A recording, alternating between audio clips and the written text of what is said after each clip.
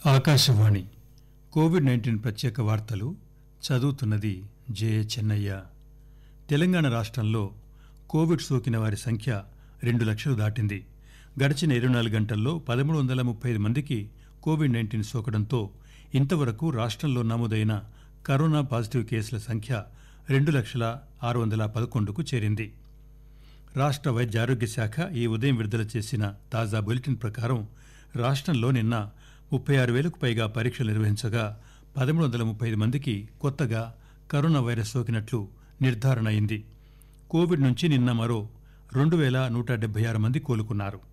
దీంతో రాష్ట్రంలో Covid రికవరీల rate స్వల్పంగా పెరిగి 85.93కు మెరుగుపడింది. ఇంతవరకు కోలుకున్న వారి సంఖ్య 1,72,388గా నమోదైంది. కాగా నిన్న మరో 8 మంది మరణించడంతో రాష్ట్రంలో కోవిడ్ చికిత్స పొందుతూ మరణించిన వారి సంఖ్య 1,171గా నమోదైంది. ఇలా ఉండగా జీహెచ్ఎంసీ పరిధిలో తాజాగా 262 కరోనా పాజిటివ్ కేసులు నమోదయ్యాయి. రాష్ట్రంలోని పలు జిల్లాల్లో కూడా గణనీయమైన సంఖ్యలో కోవిడ్ కేసులు నమోదయ్యాయి. గడచిన 24 గంటల్లో రంగారెడ్డి జిల్లాలో 137 మందికి కొత్తగా కోవిడ్ సోకినట్లు నిర్ధారణ అయింది. మేడ్చల్ మల్కాజ్గిరిలో 91 మందికి, నల్గొండ 72, కరీంనగర్లో 83, సిద్దిపేట 39, వరంగల్ అర్బన్ జిల్లాలో 43 మందికి కోవిడ్ నిర్ధారణ అయింది.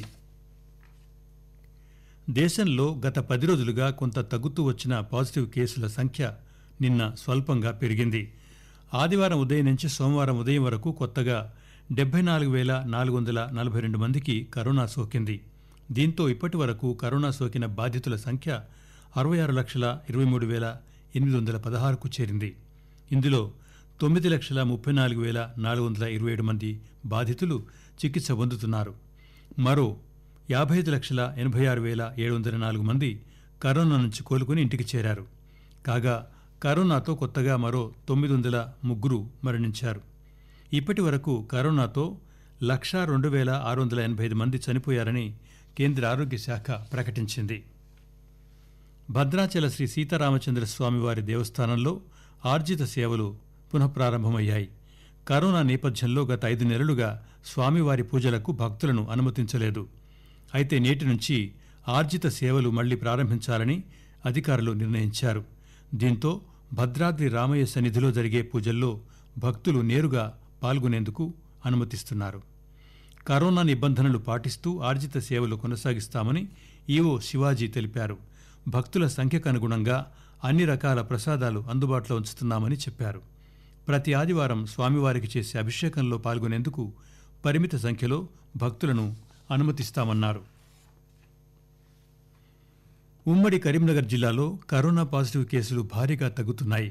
నిన్న కరీంనగర్ జిల్లాలో 83 కరోనా పాజిటివ్ కేసులు నమోదు కాగా రాజన్న సిరిసిల్ల జిల్లాలో 27 కేసులు, జగిత్యాల జిల్లాలో 23 కేసులు, పెద్దపల్లి జిల్లాలో 22 కరోనా పాజిటివ్ కేసులు నమోదైనట్లు రాష్ట్ర వైద్య ఆరోగ్య శాఖ బులెటిన్లో వెల్లడించారు. ఉమ్మడి కరీంనగర్ జిల్లాలో మొత్తం 155 కరోనా పాజిటివ్ కేసులు నమోదు కావడం తగ్గుదలను తెలియజేస్తుంది. కరీంనగర్ జిల్లా న్యాయ సేవా సాధికార సంస్థ చైర్మన్ శ్రీనివాసరెడ్డి ఆదేశాల మేరకు కోర్టు ప్రాంగణంలో కరోనా వైద్య శిబిరం నిర్వహించారు. ఇందులో 200 మంది వరకు టెస్టులు చేయించుకోగా 4గురికి కరోనా పాజిటివ్ నిర్ధారణ అయినట్లు వైద్యశాఖ అధికారులు తెలిపారు. కోవిడ్ నిర్ధారణ పరీక్షల్లో మన దేశం ప్రపంచ ఆరోగ్య సంస్థ నిర్దేశించిన లక్ష్యాలను అధిగమించింది. 10 లక్షల మంది జనాభాకు రోజుకు 140 మంది వంతున కోవిడ్ పరీక్షలు నిర్వహించాలని ప్రపంచ ఆరోగ్య సంస్థ నిర్ణయించగా మన దేశంలో అంతకు 6 రెట్లు ఎక్కువగా కోవిడ్ నిర్ధారణ పరీక్షలు నిర్వహిస్తున్నామని కేంద్ర ఆరోగ్య కుటుంబ సంక్షేమ శాఖ ఈ ఉదయం ట్వీట్ చేసింది. అదేవిధంగా దేశంలో అనేక రాష్ట్రాలు, కేంద్రపాలిత ప్రాంతాలు జాతీయ సగటు కంటే ఎక్కువగా పరీక్షలు నిర్వహిస్తున్నట్లు ఆరోగ్య శాఖ పేర్కొంది. అనుమానిత కోవిడ్ కేసుల సమగ్ర పర్యవేక్షణకు ప్రతి 10 లక్షల జనాభాకు రోజుకు 150 కోవిడ్ నిర్ధారణ పరీక్షలు నిర్వహించాలని ప్రపంచ ఆరోగ్య సంస్థ గతంలో కోవిడ్ నేపథ్యంగా విడుదల చేసిన ప్రజారోగ్య మార్గదర్శకాల్లో పేర్కొన్న విషయం తెలిసిందే. ఆంధ్రప్రదేశ్ రాష్ట్రంలో ఇంతవరకు 7 లక్షలకు పైగా కరోనా పాజిటివ్ కేసులు నమోదయ్యాయి. శనివారం ఉదయం నుంచి ఆదివారం ఉదయం వరకు ఒక్కరోజు వ్యవధిలో 72,811 నమూనాలను పరీక్షించగా 6,242 కొత్త కేసులు నమోదయ్యాయి. ఆకాశవాణి కోవిడ్-19 ప్రత్యేక వార్తలు సమాప్తం.